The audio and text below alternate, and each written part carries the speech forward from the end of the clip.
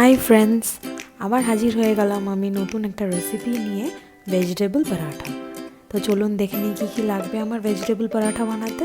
লাগবে দুটো গাজর গ্রেট করে নেওয়া, দুটো বিটরুট গ্রেট করে নেওয়া, একটা হাফ ফুলকপি গ্রেট করে নেব, 2 কাপ আটা লাগবে আমার, 2 টেবিল স্পুন লাল লঙ্কার গুঁড়ো লাগবে, 1.5 টেবিল স্পুন চিনি লাগবে, 2 টেবিল স্পুন জিরে পাউডার লাগবে, আর 2 টেবিল স্পুন নুন লাগবে। এর সাথে লাগবে আমাদের জল পরিমাণ মতন, আর লাগবে সাদা তেল আমাদের ডোটা তৈরি করার জন্য। তো চলুন আমরা দেখে নিই, একবার চোখ বুলিয়ে নিই কী কী ইনগ্রেডিয়েন্টস আমি নিয়েছি।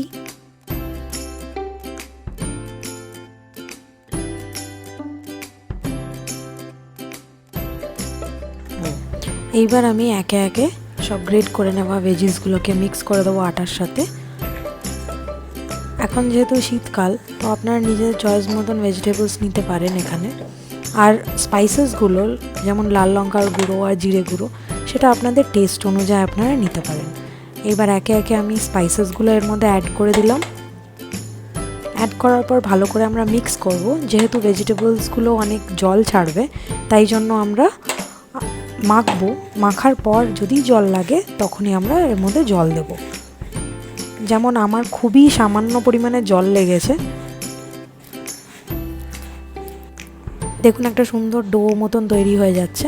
এবার আমি 2 টেবিল স্পুন সাদা তেল নিলাম। সাদা তেল নিয়ে ভালো করে ডোটাকে মেখে আমি রেডি করব। আমি এখানে রুটিটা বেলা দেখাইনি, তো আপনারা তো সবাই রুটি বেলতে জানেনই। সেই রকম করে পরোটাটাকে বেলে নেবেন, একটু অল্প অল্প আটা দিয়ে একটা তাওয়া গরম করে তার মধ্যে আমরা পরোটাটাকে দিয়ে দিলাম। আস্তে আস্তে করে পাল্টে নেব। এবার আমরা এর মধ্যে সামান্য তেল অ্যাড করে তারপর আমরা পরোটাটাকে একটু হালকা করে ফ্রাই করে নেব। ফ্রাই করবার টাইমে আমরা দেখব যে পরোটাটা কালার চেঞ্জ করে নিচ্ছে, একটা ডিপ কালার আসছে পরোটাটার।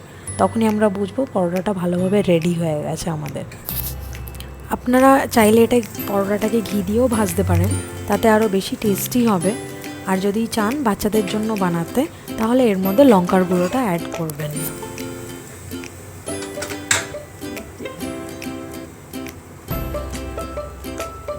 দেখুন কি সুন্দর একটা ডিপ কালার চলে আসছে আস্তে আস্তে পরোটাটার মধ্যে।